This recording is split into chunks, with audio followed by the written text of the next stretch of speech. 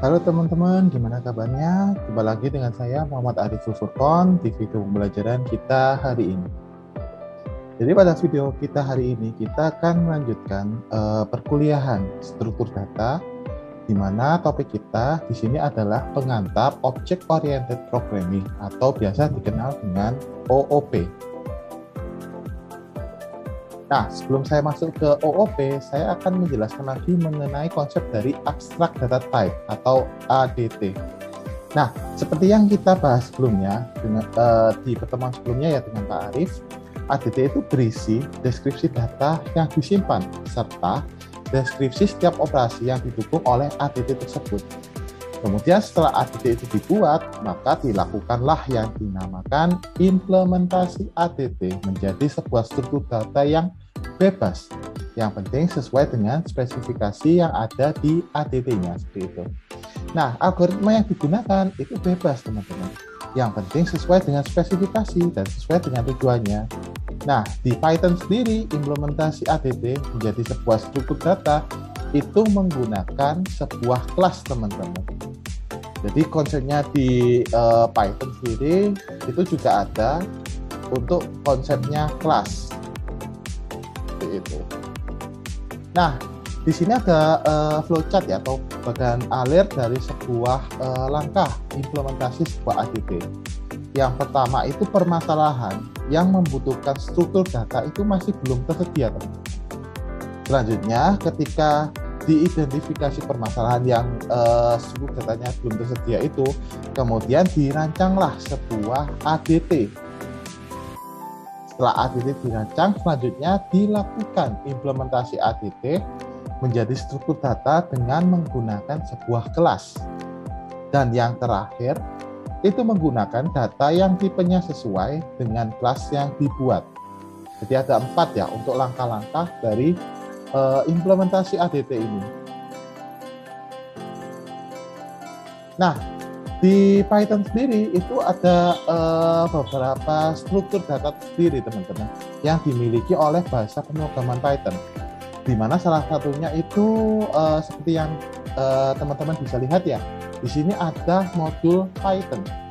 Jadi modul di sini itu definisinya itu merupakan sebuah file yang berisi definisi fungsi dan statement. Kemudian jika kita mengimpor sebuah modul, maka dapat menggunakan fungsi yang tersedia dalam modul tersebut. Nama modul itu adalah nama file yang berisi fungsi-fungsi yang telah didefinisikan. Misalkan di sini contohnya saya punya 2 file, teman-teman. Yang pertama file lib.py, kemudian file main.py. Di mana lib.py itu merupakan modul yang kita buat, teman-teman. Kemudian main.py-nya itu merupakan modul utama atau kelas utamanya. Di mana di main.py itu nanti kita akan impor file lib.py-nya, seperti itu. Nah, di sini ada salah satu konsep ya, teman-teman. Yang pertama ada konsep import. Jadi ketika kita mau mengimportkan file, misalkan dari lib.py itu, maka di main.py-nya itu kita tinggal mengetikkan import lib.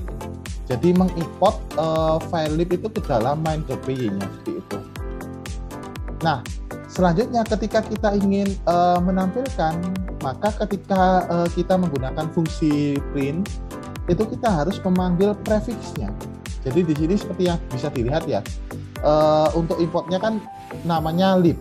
Sehingga ketika dilakukan fungsi print, maka di sini itu harus dipanggil library lib atau file libnya ya, seperti itu, teman-teman. lib.fbooty, seperti itu. Nah, selanjutnya fungsi atau metode yang digunakan itu adalah import as, teman-teman. Jadi penulisan nama prefix modul itu dapat dihindari dengan cara mengimport beberapa definisi yang telah didefinisikan. Misalkan di sini saya punya 2 file ya, seperti tadi ada main.py, kemudian yang kedua ada file lib.py. Di mana di sini itu kita coba untuk melakukan importing library atau modul dengan tanpa menggunakan prefix, seperti itu. Jadi di sini itu kita importkan from lib atau nama modulnya, kemudian import f. Jadi f itu merupakan fungsinya, teman-teman.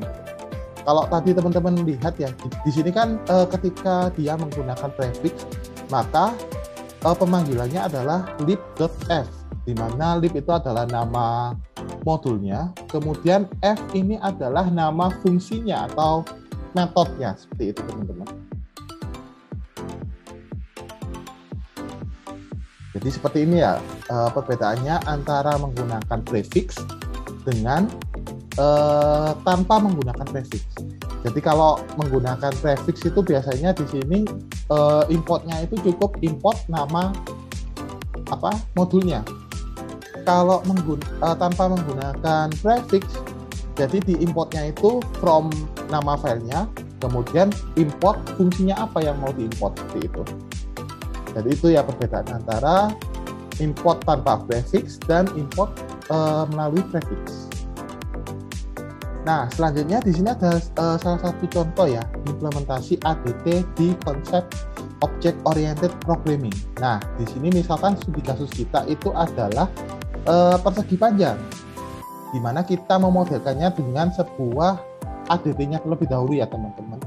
Di mana seperti yang teman-teman pelajari pada pertemuan sebelumnya, bahwa ketika teman-teman memodelkan sebuah abstract data type, teman-teman membutuhkan pemodelan datanya. Kemudian yang kedua adalah pemodelan operasinya, seperti itu. Nah, di datanya ini kita definisikan data apa saja yang akan kita inputkan ke dalam program kita. Di sini karena kita ingin membuat sebuah program persegi panjang, maka inputan datanya yang pertama itu adalah panjang. Kemudian yang kedua adalah lebar, di mana panjang dan lebar ini merupakan bilangan yang lebih dari sama dengan 0. Di mana panjang itu merepresentasikan panjang persegi, kemudian lebarnya itu merepresentasikan lebar persegi. Nah, setelah kita mendefinisikan datanya, selanjutnya itu kita mendefinisikan operasinya atau fungsi yang ada di dalam program persegi panjang ini. Yang pertama itu ada metode atau operasi ubah ukuran, di mana parameternya itu nanti adalah rasio. Itu. Kemudian ubah ukuran ini memiliki fungsi yaitu untuk mengubah panjang dan lebar persegi menjadi ukuran awal dikalikan rasio. Maksudnya gimana? Maksudnya misalkan teman-teman itu punya persegi katakanlah 4x3, di mana misalkan rasionya itu dibuat ingin 2 kali. Jadi tinggal panjangnya dikalikan 2, kemudian lebarnya dikalikan 2, seperti itu. Misalkan kalau luasnya ya teman-teman, luasnya yang pertama itu kan 4 dikalikan 3, 12. Kemudian kalau misalkan sudah rasionya diperbesar, tadi kan 4 menjadi 8. Kemudian 3 menjadi 6 ya, sehingga luasnya adalah 8 kali 6. Jadi yang awalnya 12, luasnya menjadi berapa? 48 ya, seperti itu. Nah, selanjutnya ada metode atau operasi luas, hitung luas. Jadi hitung luas di sini itu fungsinya itu adalah untuk menghitung luas persegi dan mengembalikan luasnya sebagai return value. Jadi nanti ketika fungsi hitung luas itu dipanggil, maka dia akan mengembalikan sebuah nilai luas dari persegi panjang tersebut. Dan yang ketiga adalah hitung keliling, di mana di sini menghitung keliling persegi panjang dan mengembalikan nilainya dalam bentuk hasil perhitungan keliling persegi panjang. Jadi kan keliling persegi panjang itu rumusnya apa? 2 panjang ditambah lebar dikalikan 2, seperti itu. Itu untuk salah satu contoh implementasi ADT di OOP. Nah, kemudian kita coba ya buat sebuah programnya. Jadi di sini programnya itu kita menggunakan bahasa pemrograman Python, di mana kita definisikan terlebih dahulu yang namanya atribut kelas. Jadi atribut kelas itu merupakan suatu nilai ya yang diassignkan atau variabel yang diassignkan dalam sebuah kelas. Di mana di sini itu kita mengassign sebuah variabel dengan nama titik sudut, dengan value-nya atau nilainya itu sama dengan 4. Nah, selanjutnya di konsep OOP sendiri kita ada yang namanya apa teman-teman? Kelas konstruktor atau kelas yang melakukan inisialisasi program. Nah, di kelas konstruktor ini kita definisikan teman-teman untuk variabel panjang dan lebar, atau di sini itu bisa kita simpulkan ya, di kelas konstruktor itu kita mendefinisikan data yang telah kita definisikan di abstrak data type sebelumnya ya, seperti itu. Nah, setelah kita membuat suatu konstruktor, kemudian kita membuat metode-metode atau operasi yang digunakan dalam kelas persegi panjang ini. Jadi seperti yang kita bahas sebelumnya pada ADT-nya ya, itu kan ada 3 operasinya. Yang pertama itu ubah ukuran, kemudian hitung luas, dan yang terakhir adalah hitung keliling. Seperti itu. Jadi dari hasil abstrak data type-nya itu kemudian kita terjemahkan ke dalam sebuah bahasa pemrograman. Jadi di sini seperti yang tadi saya jelaskan sebelumnya, bahwa ubah ukuran di sini itu untuk mengubah ukuran dari persegi panjang. Misalkan nanti panjangnya dari 4, misalkan rasionya itu 2, sehingga nanti menjadi 2 kali. Dari 4, 2 kalinya adalah 8. Seperti itu teman-teman. Jadi di sini seperti yang teman-teman lihat ya. Jadi ubah ukuran ini ada parameter rasionya seperti itu. Jadi parameter rasionya itu nanti sebagai bahan sebagai bilangan untuk mengalihkan panjang dan lebarnya. Gitu. Selanjutnya yang kedua, fungsi kedua adalah hitung luas. Di mana hitung luas itu kan rumusnya itu adalah lebar dikalikan panjang. Kemudian hasil akhirnya itu dikembalikan variabel luasnya sebagai suatu nilai yang dikembalikan ke programnya, seperti itu teman-teman. Kemudian yang terakhir adalah hitung keliling, di mana hitung keliling itu rumusnya adalah 2 kali lebar ditambah panjang. Jadi seperti itu ya teman-teman untuk hasil codingannya ya, atau hasil implementasinya di bahasa pemrograman Python. Nah, selanjutnya kita masuk ke struktur kelas. Jadi di sini untuk mengimplementasikan ADT itu kita membutuhkan yang namanya kelas teman-teman. Di mana struktur kelas itu terdiri atas 2. Yang pertama ada self, kemudian yang kedua ada function.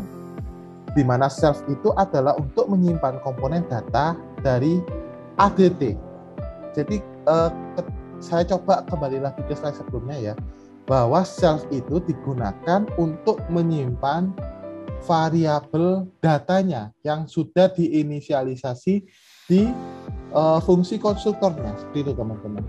Jadi self itu bertindak sebagai datanya. Kemudian yang kedua, struktur yang kedua adalah function atau fungsi ya teman-teman, untuk mengimplementasikan sebuah operasi pada ADT. Jadi seperti contoh tadi ya, di persegi panjang kan ada 3 operasi. Jadi operasi-operasi yang telah kita definisikan di ADT-nya itu nanti kita akan tuliskan ke dalam sebuah function atau fungsi. Nah, selanjutnya di sini adalah kelas dan kelas atribut. Jadi baris pertama itu digunakan untuk membuat sebuah kelas baru teman-teman, dengan menggunakan keyword kelas diikuti nama kelasnya. Jadi seperti yang teman-teman bisa lihat ya di baris codingannya yang ada di bawah, itu kan strukturnya itu kelas, kemudian nama kelasnya. Jadi kelas diikuti dengan nama kelasnya, seperti itu teman-teman. Kemudian yang baris kedua adalah kelas atribut, di mana atribut atau variabel itu yang berlaku untuk semua data atau objek dari sebuah kelas. Misalkan teman-teman punya P1 dan P2, itu merupakan data atau objek yang berjenis persegi, seperti itu. Maka P1 dan P2 itu otomatis memiliki titik sudut yang bernilai 4.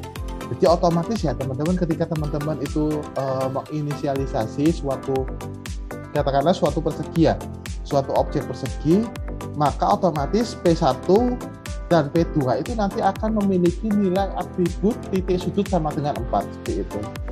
Nah, semua data atau objek yang berjenis persegi otomatis memiliki titik sudut bernilai 4, seperti yang saya jelaskan tadi ya. Gitu. Nah, selanjutnya mengenai konstruktor. Baris keempat sampai keenam itu merupakan konstruktor, teman-teman. Di mana konstruktor itu berfungsi mengisi nilai awal komponen data ADT saat data atau objek itu dibuat. Jadi di sini data atau objeknya itu adalah panjang dan lebar. Kemudian di konstruktor sendiri itu menggunakan nama fungsi underscore init underscore. Jadi salah satu struktur yang ada di Python itu untuk mendefinisikan atau menuliskan sebuah konstruktor itu biasanya dengan menggunakan underscore init underscore. Kemudian diikuti apa, teman-teman? Diikuti parameternya. Jadi parameternya di sini adalah kelas datanya, teman-teman. Seperti yang saya jelaskan sebelumnya ya, bahwa self itu menunjukkan data yang ada di abstract data type yang telah teman-teman definisikan. Nah, kemudian setelah kita masukkan parameternya, selanjutnya kita definisikan masing-masing dari variabelnya. Jadi di sini ada dua variabelnya ya. Yang pertama adalah variabel panjangnya. Kemudian yang kedua adalah variabel lebarnya. Jadi di sini untuk mendefinisikan panjang dan lebar itu selalu menggunakan yang namanya keyword self. Jadi self dot nama variabelnya, kemudian sama dengan variabelnya, seperti itu, teman-teman. Jadi itu untuk melakukan konstruktor atau menuliskan sebuah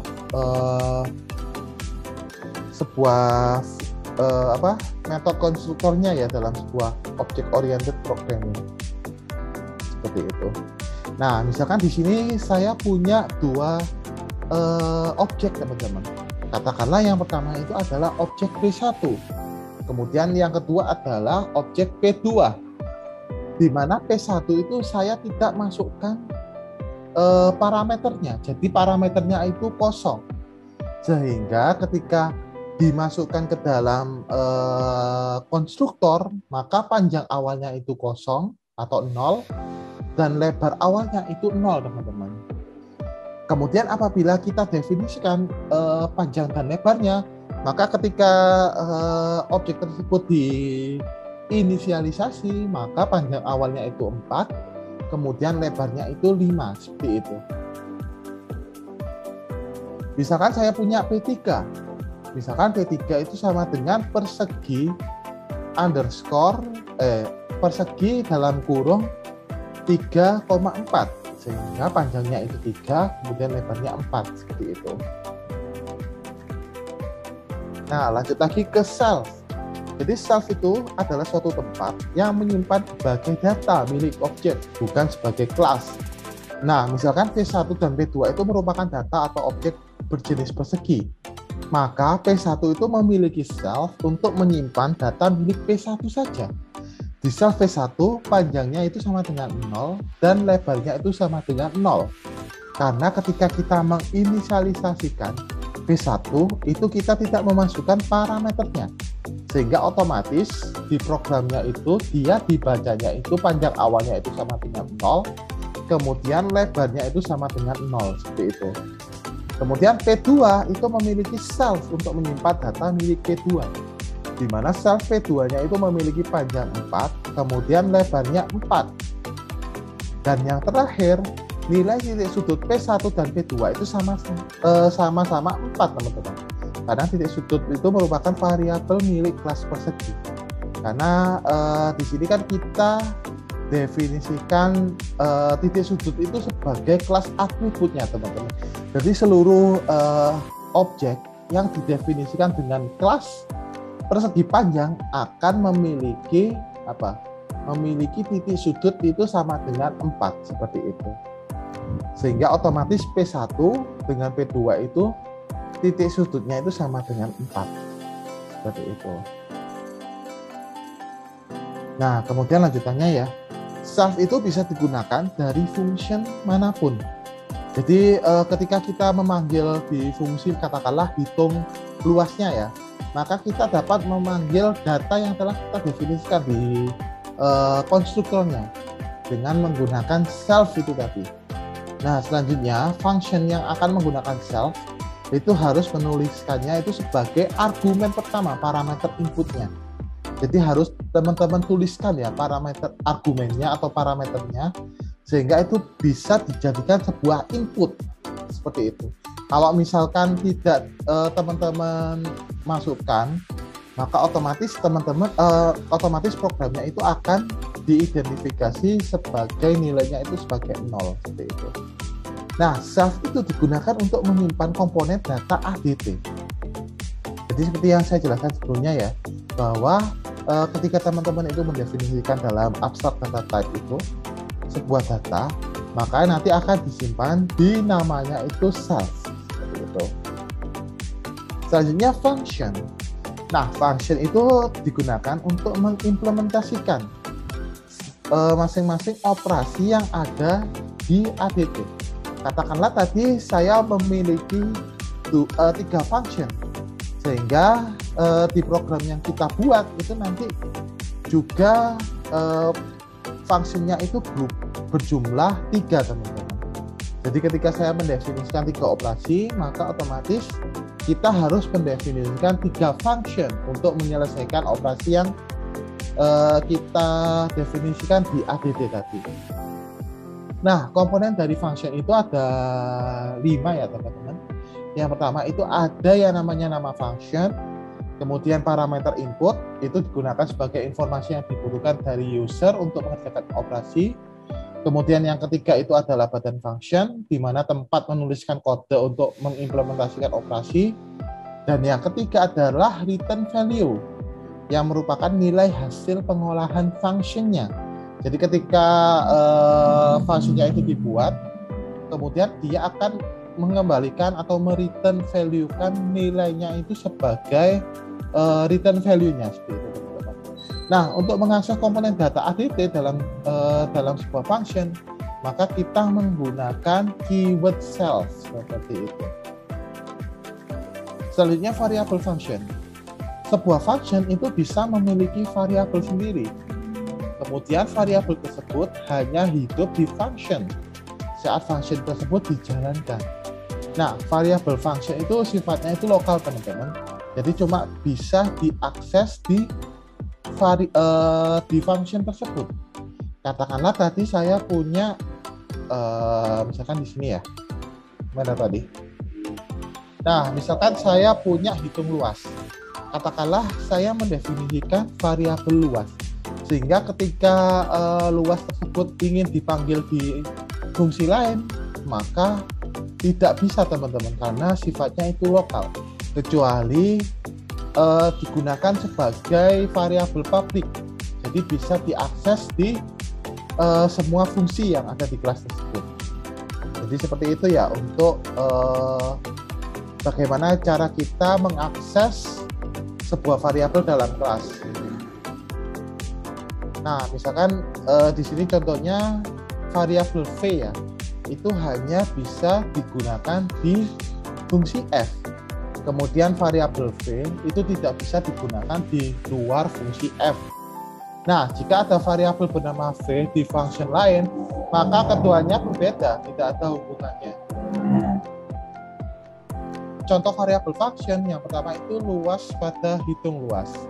Kemudian yang kedua adalah rasio pada ubah ukuran.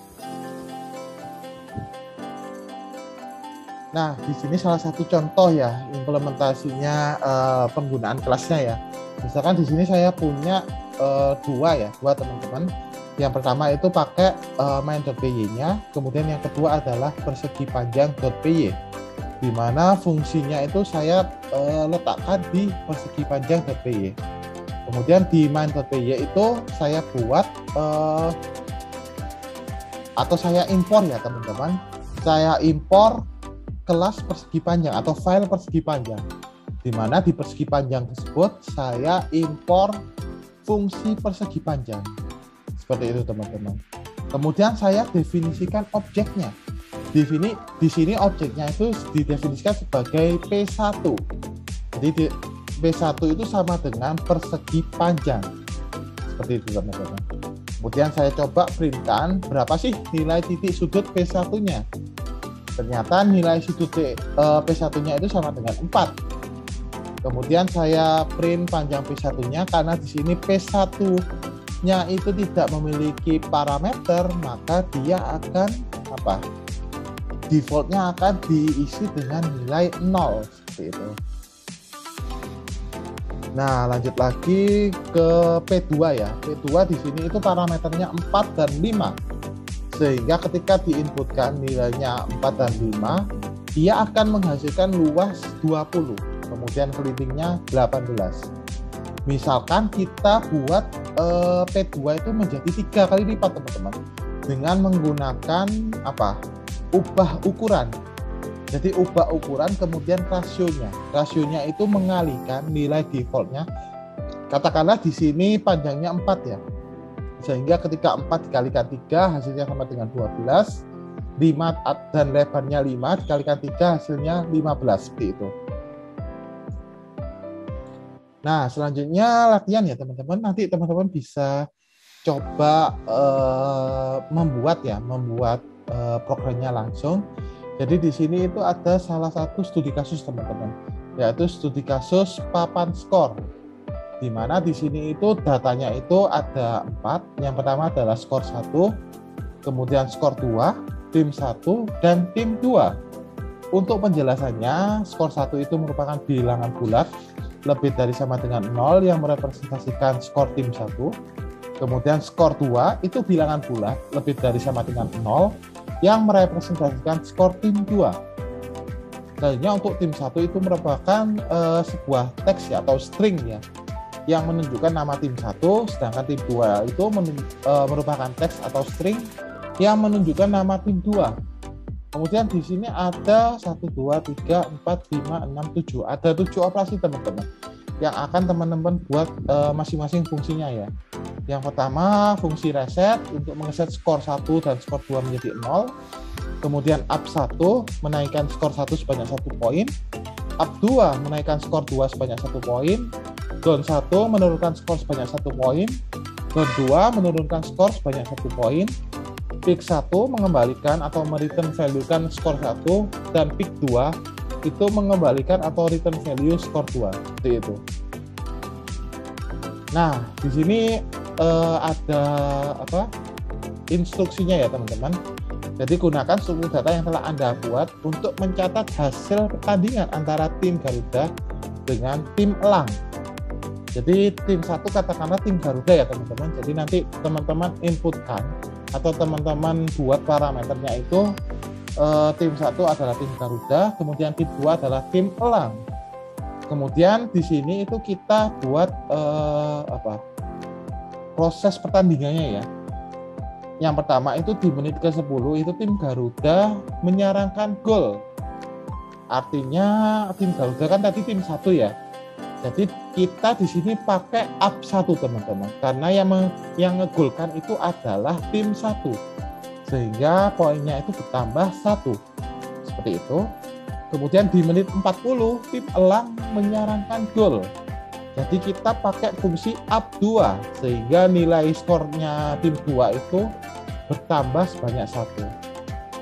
Kemudian di menit 70 tim Elang atau tim 2 ya itu menyerahkan gol sehingga nilainya itu plus 1 lagi up 2 sehingga skor sementaranya nanti adalah 1-2 seperti itu. Tetapi gol di menit 70 dianulir wasit. Jadi maksudnya dianulir ini tidak disahkan ya golnya teman-teman. Jadi yang awalnya tadi kan 1-2 karena dianulir otomatis dia itu dari 2 didonkan teman-teman. Didonkan atau dikurangi nilainya atau skornya itu sebanyak 1. Sehingga nanti pakai fungsi down 2 seperti itu. Nah, di menit 87 tim Garuda menyarankan gol. Artinya tim 1 itu nanti poinnya itu bertambah atau dengan menggunakan fungsi up 1 sehingga nanti hasil akhirnya adalah 2-1. Jadi nanti teman-teman gunakan fungsi pick ya untuk mengembalikan skor tim 1 dan skor tim 2 seperti itu. Nah, mungkin itu ya untuk video kita hari ini. Mungkin nanti teman-teman saya sediakan untuk link GitHub-nya, sehingga nanti teman-teman bisa belajar langsung mengcoding ya teman-teman, seperti itu. Jadi seperti itu untuk video kita hari ini. Kurang lebihnya saya mohon maaf. Saya akhiri.